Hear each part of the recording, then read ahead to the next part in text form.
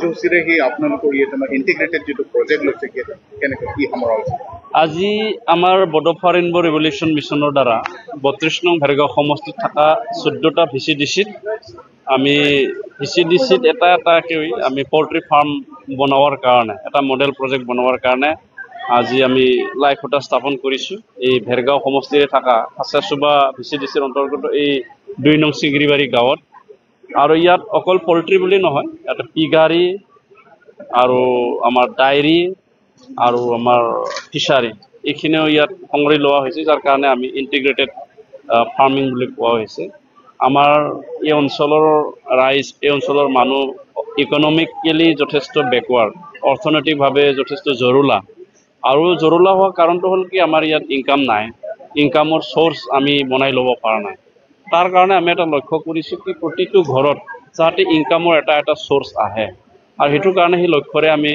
এই কাৰ্যসূচীটো লোৱা হৈছে আজি আমাৰ চিফ জেনেৰেল মেনেজাৰ নাবাৰ্ড অসমৰ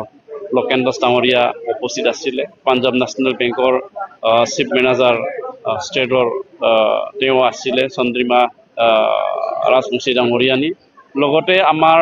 বডোফা ৰেইনবো ৰিভলিউশ্যন মিছনৰ যিসকল ষ্টেক হোল্ডাৰ আছে আমাৰ লগত কাম কৰিছে বিভিন্ন শিতানত সহায় কৰিছে কোম্পানীৰ তেওঁলোকে আজি উপস্থিত আছিলে আৰু তেওঁলোকে সকলোৱে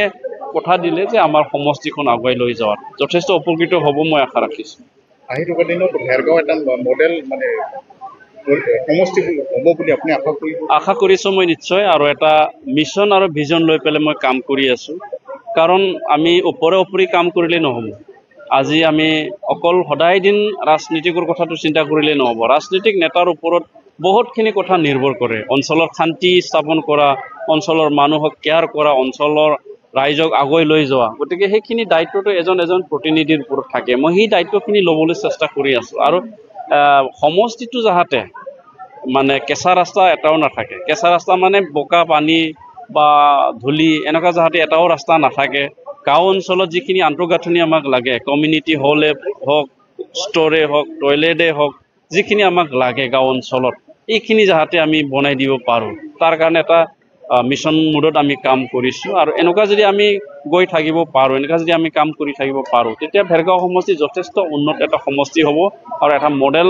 সমষ্টি হ'ব যি মডেল সমষ্টিৰ কাৰণে বাহিৰৰ মানুহ চাব আহিব ভেৰগাঁও সমষ্টিটো মই এনেকুৱা এটা সমষ্টি মই বিচাৰিছোঁ